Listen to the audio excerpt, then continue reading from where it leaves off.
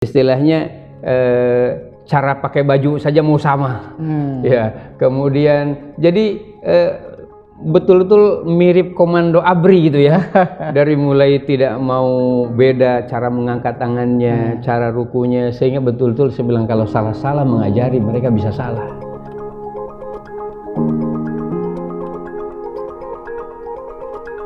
Assalamualaikum warahmatullahi wabarakatuh. Waalaikumsalam warahmatullahi wabarakatuh. Pemirsa BMH TV dimanapun berada, alhamdulillah ketemu lagi kita di channel yang cerdas menggerakkan ini. Dan pada kesempatan ini saya ditemani oleh seorang murabi yang juga seorang dai tangguh dari BMH itu sendiri, yaitu Ustadz Zainuddin Musaddad. Beliau baru-baru ini telah berkeliling ke beberapa wilayah untuk melakukan silaturahim dan juga mentoring kepada dai-dai tangguh setempat. Dan menarik tentunya bagi kita untuk melihat lebih jauh apa sebenarnya yang menjadi spirit dari para dai-dai tangguh itu di dalam menjalankan tugas-tugas dakwah di tempat-tempat yang sunyi pemberitaan, sunyi pencahayaan kamera, dan tentu saja dalam keadaan seperti itu mereka tidak pernah kehilangan energi untuk terus berbuat kebaikan melalui dakwah yang mereka lakukan. Dan untuk lebih jauh kita mengenal, melihat, bahkan siapa tahu nanti kita juga ingin terlibat di dalam program dakwah ini, kita langsung akan menyapa Ustadz Zainuddin Musaddad. Assalamualaikum warahmatullahi wabarakatuh. Waalaikumsalam warahmatullahi wabarakatuh. Bagaimana kabar Ustadz? Segar dan bersemangat. Alhamdulillah. Tampaknya ini wajah seperti lelah ini Ustadz. Ya. Jadi Masya Allah, lelah untuk Allah. Lelah menemui teman-teman yang bersemangat untuk mendapati dan mencicipi energi dari cahaya Allah ini. Jadi ini yang membuat kemudian kita tidak punya waktu lagi kecuali memang harus segera ke sana. Setidaknya mengantar lebih banyak lagi dai-dai ke tempat sana. Itu yang jadi lelah untuk Allah. Ya, capek memang bersemangat. Ya. Apa yang menjadi spirit bagi Ustadz sendiri untuk kemudian sampai rela ya datang ke seluruh Kalimantan, ya, mendatangi, mengedukasi, mementoring dai-dai tangguh setempat? Ya, sebenarnya sederhana. Pertama tugas ya, tugas dari kantor, dari teman-teman BMH untuk melakukan. Apakah kemudian di sana bergerak terus atau terjadi satu stagnan dakwah? Ternyata setelah melihat malu rasanya mau melaporkan. Sangat bersemangat tanpa kamera, sangat bersemangat tanpa konsumsi memadai, sangat bersemangat untuk dari mulai naik pesawat sampai jalan kaki. Itu yang kemudian karena mereka juga dapat semangat di mana umat begitu merekah gitu ya. Kalau saya katakan seperti baskom yang terbuka, meminta mana ini yang mau mengisi kami. Ya, Masya Allah. Jadi tidak mengada-ada dalam hal yang paling sederhana, kepingin belajar wudhu yang benar, kepingin kemudian memakai sarung pada saat dia mau sholat. Sederhana yang diminta, cuma kelamaan mereka ditinggal oleh para ulama, oleh para ustadz. Karena itu tadi ada istilah pedalaman, ada istilah jauh, ada istilah primitif dan lain-lain. Ya, ini yang kemudian malu rasanya kita ketika mau ke sana memberi motivasi, ternyata mereka sudah lompat bergerak seolah tidak ada waktu. Kalau bukan karena fitrahnya harus tidur, sebenarnya tidak ada jadwal tidurnya. Itu sebenarnya apa yang menjadi energi dan cita-cita para dai tangguh itu, sehingga tadi tanpa sebuah pengawalan yang katakanlah intens itu, tapi lompatan mereka dalam dakwah luar biasa. Sebenarnya apa yang ada dalam diri mereka? Ada pertaruhan ruh. Mereka mau ketemu dengan agama yang benar, dengan cara yang benar. Kemudian di saat yang sama datang, kemudian ini mungkin dengan tenaga pas-pasan, tapi begitu melihat antusias, maka tidak ada jalan fitrah. Antusias harus dilawan dengan antusias, semangat lawan dengan semangat. Itu saya kira yang paling pokok. Mereka sangat membutuhkan agama ini dari ruang yang paling esensial, fitrah, tidak lagi sekedar untuk dibumbui dengan makanan minuman. Mereka betul-betul butuh bimbingan. Mereka kepingin menghadap kepada Allah di tempat yang benar dan lurus. Ada tempat walaupun belum jadi musola, hanya di garis yang penting menghadap kiblat. Itu luar biasa. Luar biasa. Ya. Dari beberapa lokasi yang Ustadz kunjungi, itu mana yang memberikan sebuah kesan bahwa kita harus terlibat ini di dalam program-program dakwah ini? Ya, ini yang terakhir yang paling mengesankan karena kalau beberapa tempat itu memang masih ada dari transmigran, artinya pendatang lah gitu ya, seperti bahkan di Papua pun cukup banyak yang pendatang. Yang menarik itu di Ambon, hampir 90% memang komunitas yang ada di tempat itu, suku asli yang ada di tempat itu, yang sekian puluh tahun yang lalu itu sudah dijamah dan disentuh oleh ruang-ruang keislaman mereka. Jadi mereka Muslim, bukan mualaf. Tapi kemudian sepi dari sentuhan-sentuhan ilmu keagamaan, sehingga abai bertahun-tahun, berpuluh-puluh tahun. Itu yang paling mengesankan, dan antusias mereka kepada dai ini istilahnya cara pakai baju saja mau sama. Ya, kemudian jadi betul-betul mirip komando ABRI gitu ya. Dari mulai tidak mau beda cara mengangkat tangannya, cara rukunya, sehingga betul-betul saya bilang kalau salah-salah mengajari mereka bisa salah. Mereka luar biasa, itu yang mengesankan karena suku asli ini bukan mualaf. Mereka memang Muslim dari awal. Muslim dari awal, darah dagingnya memang Muslim. Bahkan bekas-bekas tangan-tangan dakwah sekian puluh atau 100 sekian abad yang lalu masih ada di sana. Itu yang bagi saya sangat mengesankan karena antusiasnya tidak diada-adakan. Nah, itu biasanya kalau wilayah seperti itu butuh pendekatan tertentu itu. Sejauh ini seperti apa yang? Jadi saya lihat tidak terlalu birokrat juga dengan pendekatan kesukuannya. Ternyata ruang-ruang yang sangat sederhana, kita makan bersama, ya.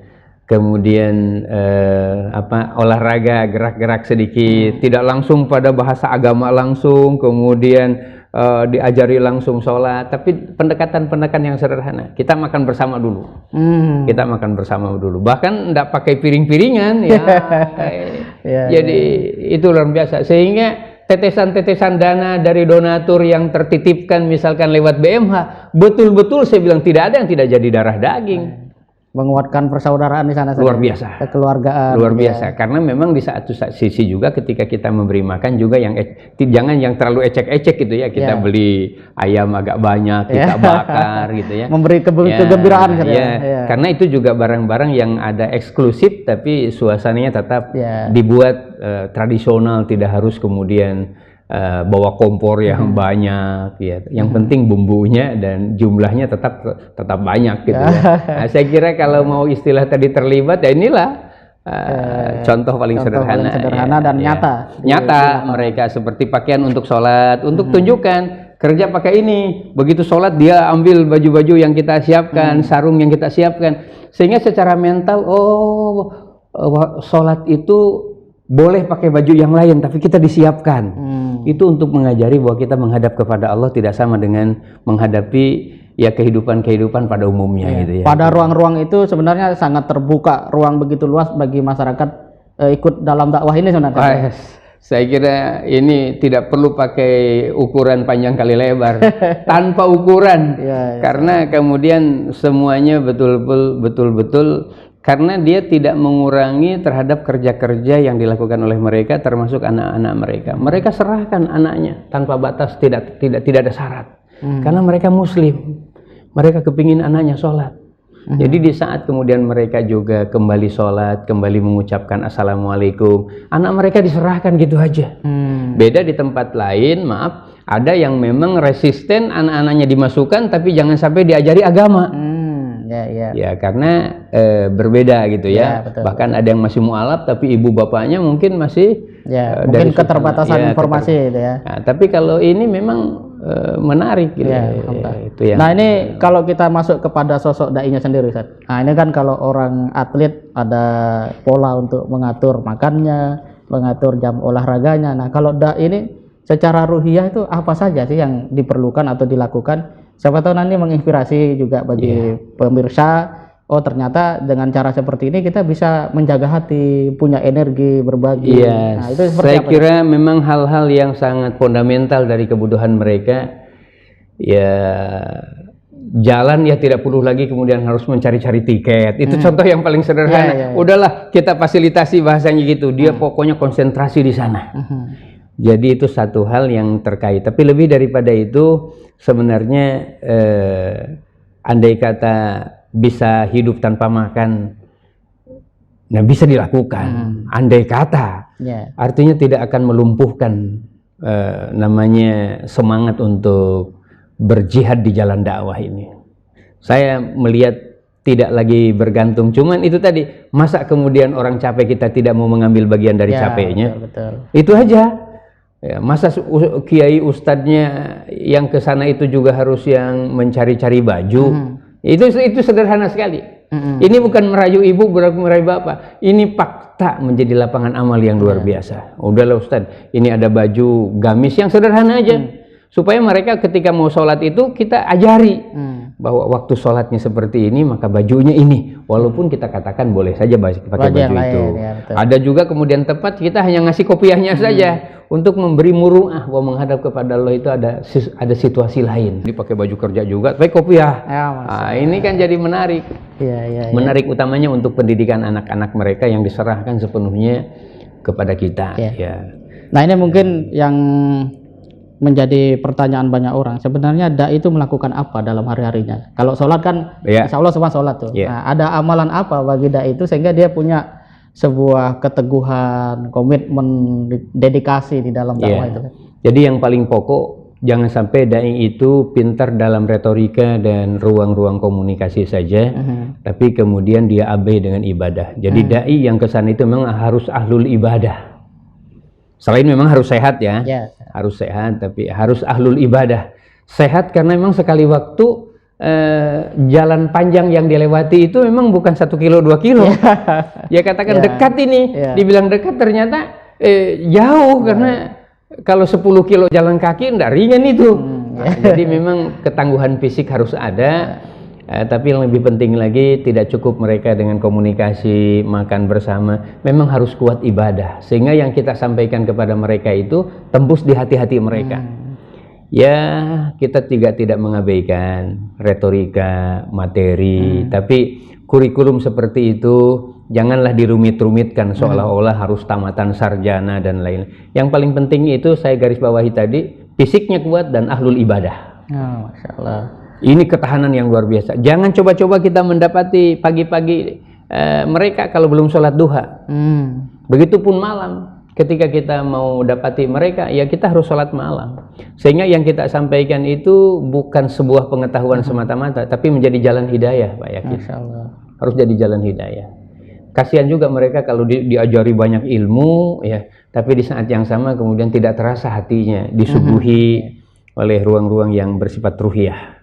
Nah ini yang lebih spesifik dan mungkin menjadi pertanyaan pamungkas ini dalam bincang ini adalah apa atau sosok mana yang menjadikan Ustadz terinspirasi sampai saat ini istiqomah di dalam dakwah? Kalau kami dulu pernah dengar Ustadz tertarik atau pernah mengenal sosok Ustadz Abdullah Saidnya, kira-kira sisi mana yang kemudian itu menjadikan Ustadz punya energi besar, dan ini siapa tahu didengar anak-anak milenial, kayaknya saya jadi dai keren juga itu. Saya kira ini menarik.